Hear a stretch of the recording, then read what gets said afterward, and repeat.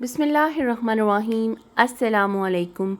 आज मैं आपके साथ शेयर करूंगी ईद स्पेशल में हांडी कबाब रेसिपी, जो कि बहुत मज़े की बनती है। इसमें आप पहले कबाब बनाकर फ्रीज़ भी कर सकते हैं और बाद में मसाला बनाएं और आप इसको यूज़ कर लें। चलें जी, चलते हैं रेसिपी की तरफ। यहाँ पे स्पाइसेस जो हैं वो मैंने सारे ले लिए हैं जो कि कबाबों में डलेंगे, और मैं वो वन बाय वन आपको बताती जाऊंगी। सबसे पहले जी इसके अंदर मैं डालूंगी 1 चाय का चम्मच काली मिर्च, 1 चाय का चम्मच नमक, आधी चाय की चम्मच ये काली मिर्च है, और ये नमक है कि 1 चाय का चम्मच, आधी चाय की चम्मच हल्दी है, 1 चाय की चम्मच सुर्ख मिर्च है, 1 चाय का चम्मच चाट मसाला है, 1 चाय का चम्मच सूखा धनिया पिसा हुआ है, 1 चाय का चम्मच गरम मसाला है और 1 चाय का चम्मच पिसा हुआ ज़ीरा है। इसके अलावा 2 अदद सब्ज़ मिर्चें पिसी हुई हैं, ये तकरीबन 1 खाने का चम्मच था। ये अदरक पिसा हुआ है, ये जाएगा कबाबों के अंदर। अच्छा, इसके अंदर मैं लहसुन नहीं ऐड करूँगी। ये है जी कीमा चिकन का। आप बीफ का भी ले सकते हैं और मटन का भी ले सकते हैं और चिकन थाई का भी ले सकते हैं।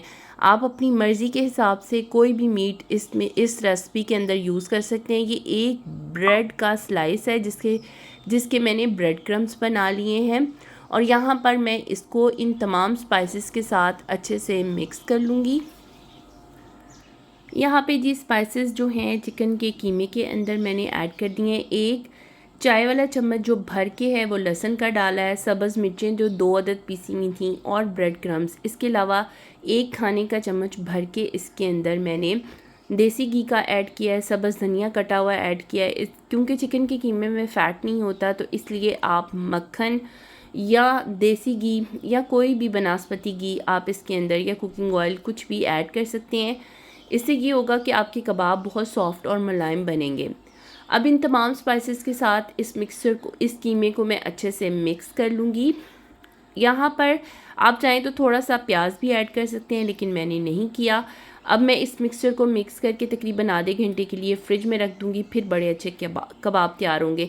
यहाँ पे मैंने हाथों को अच्छे से ऑयल से ग्रीस कर लिया है। आप अपनी पसंद के हिसाब से पतले पतले लंबे लंबे कबाब तैयार कर लें, या मोटे मोटे गोल गोल लंबे लंबे। पहले आप इसको एक गोला सा बनाएं और उसके बाद यूं हाथों की मदद से दोनों हाथों के सेंटर में रखकर यूं गोल कर दें। इसी तरह मैं तमाम कबाब जो है वो तैयार कर लूँगी। आप हाथों को पहले ज़रूर ग्रीस कर लीजिएगा ताकि हाथ जो हैं ये मिक्सचर जो है आपके हाथों पे ना लगे। इसी तरह तमाम कबाब जो हैं वो मैंने बनाकर रेडी कर लूँगी। यहाँ पे ये देखें जी, पहले मैंने मिक्सर उठाया है। इसको आप पहले एक गोला सा बनाएं और उसके बाद उसको अपने हाथ पे रख के यूं घुमा दें, और फिर इसके किनारे जो है ना उंगलियों की मदद से दबाकर इसको शेप दे लें।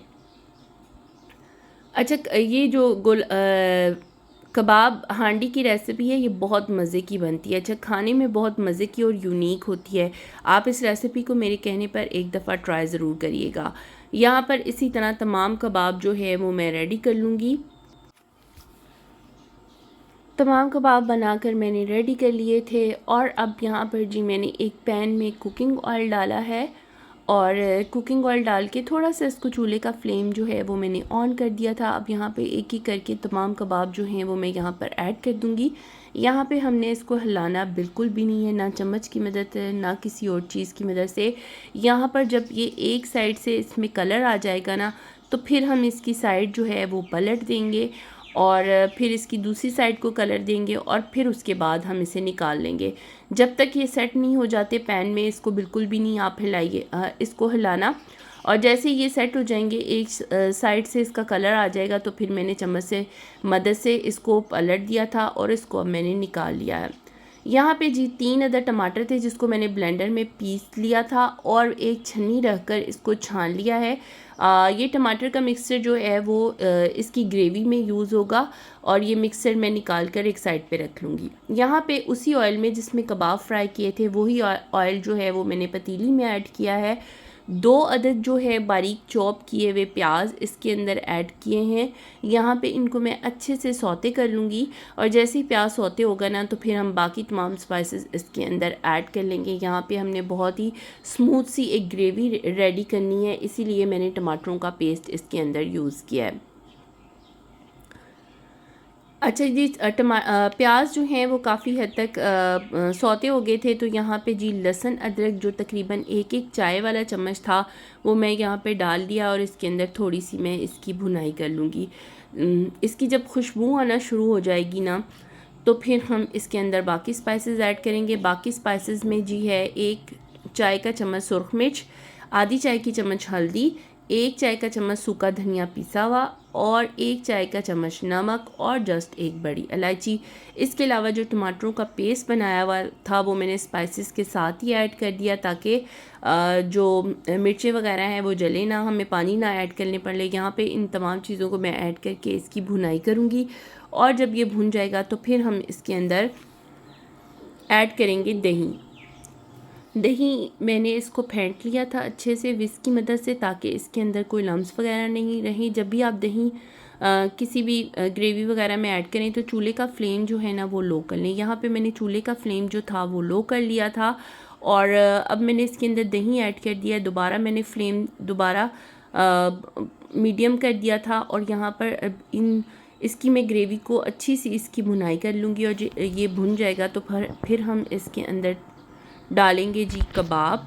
यहाँ पे जी देखें, मैंने इसको ढाँप कर तमाम मसाले को तकरीबन 5 मिनट के लिए ढाँप दिया था और ये देखें मसाला भुन गया है और इसने ऑयल छोड़ दिया है। यहाँ पे जो फ्राई हुए कबाब है ना किए हुए, वो यहाँ मैं इसके अंदर ऐड कर दूँगी और इसकी 1 से 2 मिनट ना इस स्पाइसेस के साथ इसकी भुनाई करूँगी और जब ये भुन जाएगा तो फिर इसके अंदर मैं पानी ऐड करूँगी। अच्छा, कबाब जब आप फ्राई कर लेना उसके बाद आप ठंडे करके इसको फ्रीज़र में फ्रीज़ भी कर सकते हैं और जब आपने हांडी कबाब बनाना हुआ आप कबाब निकालें और इसका सालन तैयार कर लें। यहाँ पे तकरीबन 1 से 2 मिनट हो गए थे इसकी भुनाई करते हुए और ये भुन गए थे, तो अब मैं इसके अंदर डालूँगी तकरीबन 1.5 गिलास पानी और थोड़ा सा इसको मैं ढाँप कर इसको तकरीबन 12 मिनट जो है वो मैंने पकाया है। ये देखें 12 मिनट के बाद मैंने ढक्कन उठाया था, कबाब अच्छे से गल चुके थे। इसके ऊपर सब्ज़ धनिया और 1 चाय का चम्मच गरम मसाला डाला है। वीडियो पसंद आई है तो लाइक कीजिएगा, चैनल पे नहीं है तो चैनल को सब्सक्राइब करिएगा और मिलेंगे फिर एक नई रेसिपी के साथ। तब तक के लिए अल्लाह निगहबान।